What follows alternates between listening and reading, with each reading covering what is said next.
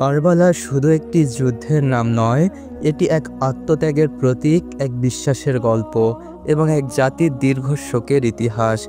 কিন্তু প্রশ্ন হলো, শিয়ারা কেন এই ঘটনাকে ঘিরে এমন বিশাল আয়োজন করেন? কবে থেকে শুরু হলো তাদের এই আয়োজন, আর কিভাবে তা সময়ের পরিক্রমায় বিশাল এক ধর্মীয় সংস্কৃতিতে রূপ নিল? ৬১ হিজরি ১০ই মহররম, কারবালার প্রান্তর। ইমাম হুসাইন রাদিয়াল্লাহু তাআলা আনহু পরিবার ও সঙ্গীদের নিয়ে সত্যের জন্য দাঁড়িয়ে যান ইয়াজিদের জুলুমের বিরুদ্ধে। এই যুদ্ধ ছিল এক পক্ষে অন্যায়ের শাসন, অপর পক্ষে শহীদি আদর্শ। হুসাইন রাদিয়াল্লাহু তাআলা আনহু-এর শাহাদাত মুসলিম জাতিকে কাঁদায়, তবে বিশেষভাবে প্রভাবিত করে শিয়া মুসলমানদের।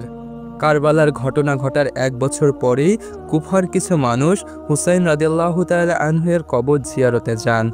এটি ছিল ইতিহাসের প্রথম শোক সফর, যার মাধ্যমে আজকে কারবালা যাত্রার সূচনা ঘটে।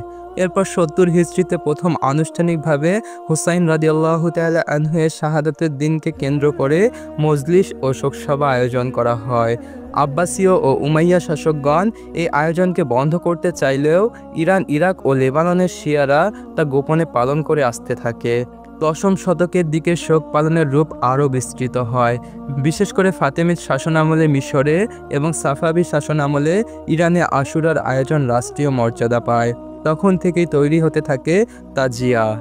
তাজিয়া শব্দের অর্থ হলো সান্ত্বনা বা শোক প্রকাশ। এটি সাধারণত কাঠ, মাটি বা ধাতব পদার্থ দিয়ে তৈরি একটি প্রতীকী কাঠামো, যা ইমাম হুসাইন রাদিয়াল্লাহু তাআলা আনহু-এর কবর বা রওজা শরীফের প্রতিরূপ হিসেবে বানানো হয়।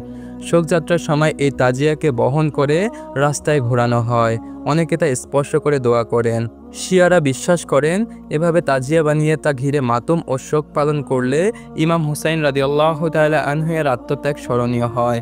এই সময় বুক চাপড়ানো, শরীর আঘাত করা এবং কারবালার ঘটনা আবৃত্তি এসবের মাধ্যমে শোক প্রকাশ করা হয়। যদিও ইসলামিক দৃষ্টিকোণ থেকে অনেক আলেম মনে করেন, অতিরিক্ত মাতম ও প্রতিকৃতি বানিয়ে শোক প্রকাশ করা সুন্নতের সীমা ছাড়িয়ে যায়, তবে ঐতিহাসিকভাবে এটি শিয়া সম্প্রদায়ের একটি ধারাবাহিক সংস্কৃতি হিসেবে গড়ে ওঠে।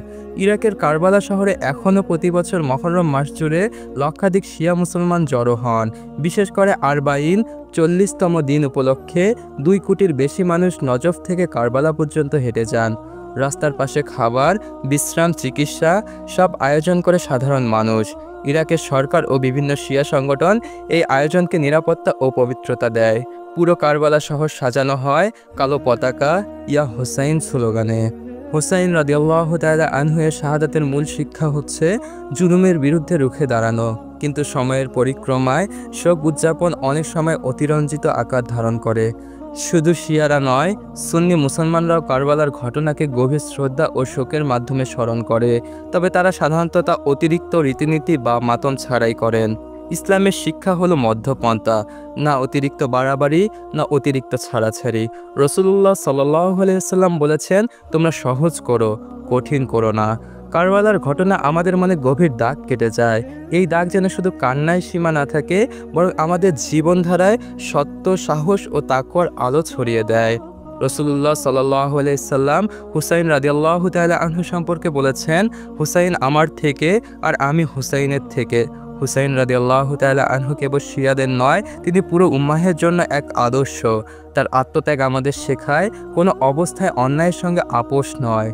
আসুন কারবালাকে নিয়ে বাড়াবাড়িতে না গিয়ে হুসাইন রাদিয়াল্লাহু তাআলা আনহু-এর শিক্ষা বুকে ধারণ করি।